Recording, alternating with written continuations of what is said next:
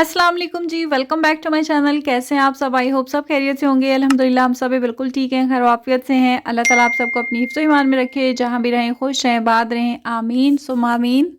आज का व्लॉग मैंने स्टार्ट किया है सुबह के 10 बजे। हफ्ते का दिन है और हफ्ते वाले दिन हमारे घर के सामने हफ्ता बाज़ार लगता है। काफ़ी ज़्यादा रौनक होती है, इतना शोर शराबा हो रहा होता है कि कानों में आवाज़ आ रही होती है जब हम उठते हैं। तो सुबह सुबह 8 बजे मेरा ख्याल है आ जाते हैं ये लोग और आके अपना सेटअप करना स्टार्ट कर देते हैं। कितनी मेहनत करते हैं, इतनी ठंडी हवा चल रही थी आज तो, और बहुत ज़्यादा फॉगी वेदर था, क्लाउडी क्लाउडी सा वेदर था।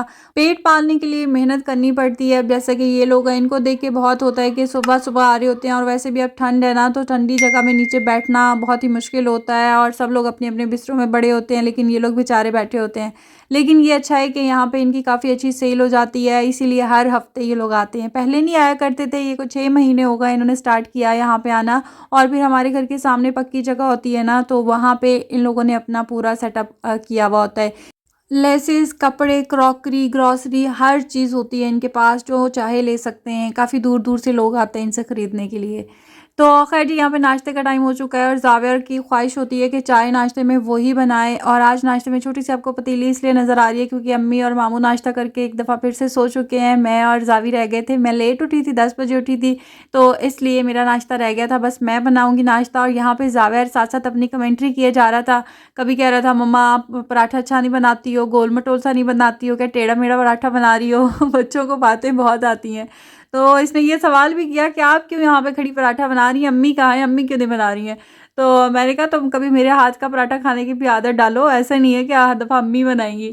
तो आपको पता है कि पराठा हो गया या रोटी हो गई, वो मैं कम ही बनाती हूँ। मुझे ज़्यादा अच्छी बनानी भी नहीं आती है। कुकिंग मैं कर लेती हूँ, जैसे मर्ज़ी जितनी मर्ज़ी करवा लो मुझसे, बड़े बड़े खाने बना लेती हूँ, लेकिन रोटी और पराठा ऐसी चीज़ है कि बाय चांस ही मेरे से अच्छा बनता है। ज़ावियर की बातें सुन के अक्सर हम लोग हैरान हो रहे होते हैं। ज़ावियर की दादू तो ये कहती हैं कि तुम्हारे बाप ने कभी इतने नखरे नहीं किए हैं, लेकिन तुम पता नहीं किस पे चले गए हो। और ये बात भी सच है, वकास ने कभी इतने नखरे नहीं किए हैं। वकास को टेढ़ा मेढ़ा जला जैसे मर्जी में पकड़ा दूँ वो खा लेते हैं चुप करके। और बस उनको ये होता है कि नाश्ते में अचार हो जाए, पराठा और चाय, और कोई चीज़ भी ना हो तो वो नाश्ता क्या पूरे दिन में 3 दफ़ा भी खा लेंगे अचार और पराठे के साथ।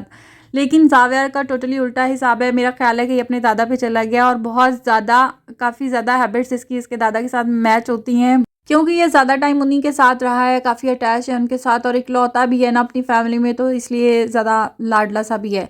तो खैर जी, नाश्ता तो हमारा बन रहा है, लेकिन साथ साथ मैं आपको अपना एक्सपीरियंस बताती हूँ कि गांव में शिफ्ट होने के बाद हमारा एक्सपीरियंस कैसा रहा। 40 साल कराची में रहे हैं मामू मेरे और उनकी फैमिली, यानी कि मामू मानी और उनके बच्चे, मेरे हस्बैंड की फैमिली, ससुराल वाले 40 साल रहे हैं वहाँ पे। और उसके बाद गांव में शिफ्ट होना, कराची जैसा शहर छोड़ना, तो ये बहुत बड़ी बात होती है। जब कोई कहता था कि तुम लोग घर तो बना रहे हो यहाँ पे, लेकिन हमें पता है कि कोई नहीं आएगा, गांव वाले सब कहते थे कि इतना पैसा लगा रहे हैं घर पे, लेकिन उन लोगों ने आना तो है ही नहीं, खाली घर तो वैसे ही ख़राब हो जाता है। सबका यही ओपिनियन था, सब यही कहते थे। और हमें भी एक तरह से यही लगता था, पूरी फैमिली को यही लगता था कि कराची छोड़ना कोई आसान बात नहीं है, कोई आसान चीज़ नहीं है। लेकिन खैर वापस आए, और वापस आने के बाद सबके जो राय थी वो अपोजिट हो गई। सब लोग हैरान हो गए कि यकीन नहीं आ रहा था जब बड़े बड़े ट्रक हमारे सामान के कराची से यहाँ पे शिफ्ट हो रहे थे। लोगों की आंखें खुली की खुली रह गई। सबका यही था कि नहीं आएंगे, वो कैसे आ सकते हैं। जो कराची में रहते हैं वो समझ सकते हैं कि कराची को छोड़ना उनके लिए कैसा है। मैं तो सिर्फ 3 साल रही हूँ वहाँ पे, लेकिन मेरे जो ससुराल वाले हैं वो तो 40 साल से वहीं थे, वहीं पैदा हुए, पढ़े लिखे, वहीं जॉब्स की, सब कुछ वहीं। हमारा तो मसला था ही, लेकिन ज़ावियर की वजह से ज़्यादा सा परेशान थे कि ज़ावियर का एनवायरनमेंट कैसा होगा, बाहर का माहौल कैसा होगा। तो इस तरह से काफ़ी ज़्यादा परेशान थे। लेकिन बच्चे को माहौल आपने अपने घर से देना होता है, एनवायरनमेंट आपने खुद बनाना होता है। आई नो कि बाहर का माहौल आप चेंज नहीं कर सकते हो, लेकिन आप कंट्रोल कर सकते हैं। और बच्चे ऐसे ही हैं कि बच्चों को हम बाउंड भी नहीं कर सकते। अगर आप बच्चों को बाउंड करके अंदर बंद करके रखेंगे तो भी बच्चों पे बहुत बुरा असर पड़ता है। बच्चों का जो है बाहर का एनवायरनमेंट भी मिलना चाहिए, बच्चों के साथ घुलना मिलना सब कुछ। स्टार्टिंग में ज़ाविया ने बहुत ही अजीबोगरीब हरकतें स्टार्ट कर दी थी, बहुत गालियाँ देना शुरू कर दी थी, सीखी थी, बल्कि बाहर से सीखी थी। गाँव की ज़िंदगी में और शहर की ज़िंदगी में बहुत फ़र्क होता है, लेकिन कुछ चीज़ें ऐसी होती हैं जो हम चाहकर भी नहीं बदल सकते। अब जैसे ज़ाविया ने शुरू-शुरू में जिस तरह से इसने बाहर से सीखना शुरू किया और घर आके बोलता था या कहीं 4 लोग बैठे होते थे, उनमें कोई बात ऐसी कर देता था तो बहुत एम्बैरेस फ़ील करते थे हम लोग, बहुत शर्मिंदगी होती थी हमें कि लोग क्या सोचेंगे, फैमिली वाले क्या सोचेंगे कि हमारी फैमिली का ये पहला बच्चा था जो इस तरह की हरकतें, इस तरह की बातें करना शुरू की थी इसने। बट आहिस्ता-आहिस्ता जब ये बड़ा होता गया, थोड़ा-सा इसको समझ में आता गया, तो हमने इसको समझाना शुरू किया कि ये चीज़ गलत है, ये सही है बेटा, ऐसे नहीं बोलते हैं। तो माशाल्लाह कुछ बच्चे ऐसे होते हैं जो जल्दी पिक कर लेते हैं। अब ये बाहर से चाहे कुछ भी सुन ले, लेकिन इसको पता है कि ये चीज़ गलत है, इसने नहीं बोलनी है, बल्कि ये उसको भी बताता है कि ये ऐसे नहीं बोलते, अल्लाह ताला मारते हैं, ये गलत बात होती है। तब इसको पता नहीं था कि इस बात का मतलब क्या है, क्या नहीं है। तो बाद में जब कोई भी ऐसी बात करता था, मैं फ़ौरन से वकास को फ़ोन कर लेती थी, इनके फूफोज़ को फ़ोन कर लेती थी, वो फटाफट वीडियो कॉल करते थे, ज़ाविर को समझाते थे। इस तरह से माशाल्लाह से काफ़ी ज़्यादा जो है ना इसमें चेंजिंग्स आना शुरू हो गई और जिस बच्चे के साथ ये खेलता था, जहाँ से ये कुछ ऐसी चीज़ें सीखता था, उस बच्चे में भी काफ़ी ज़्यादा बदलाव आ गया ज़ाविर के साथ रहते-रहते। हमने इसको बोला कि तुम उसको घर पे लेकर आया करो, घर पे आके खेला करो ताकि हमारी आँखों के सामने जो बात हो, जैसा आप करते हो, हमें पता हो कि आप क्या कर रहे हो, क्या बात आपस में कैसी कन्वर्सेशन होती है। तो फिर इस तरह से उस बच्चे को भी काफ़ी ज़्यादा कुछ सीखने को मिला ज़ावियर से और हमसे। तो अब जो है ना बहुत खुशी होती है जब उस बच्चे में हम इतना ज़्यादा चेंज देखते हैं, तो सब लोग बल्कि तारीफ़ करते हैं, बहुत ज़्यादा चेंजिंग्स आना शुरू हो गई उसमें भी।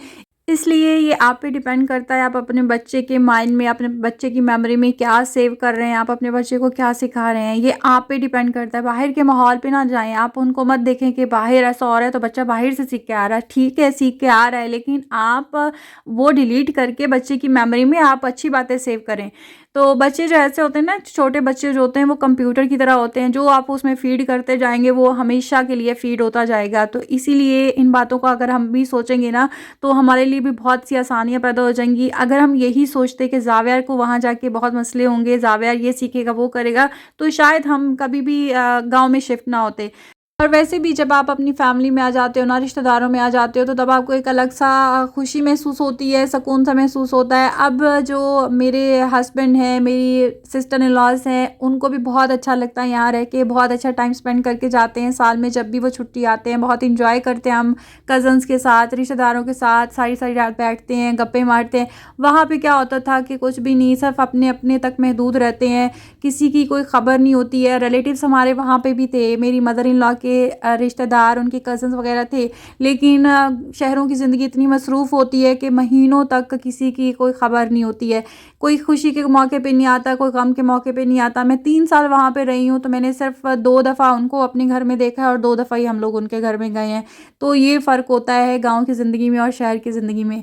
आई होप आपको आज की वीडियो पसंद आई होगी। वीडियो अच्छी लगी है तो वीडियो को लाइक कर दीजिएगा, चैनल पर नए हैं तो चैनल को सब्सक्राइब कर दीजिएगा और ये वाली कलेजी तो आप ज़रूर ट्राई कीजिएगा। You loved it.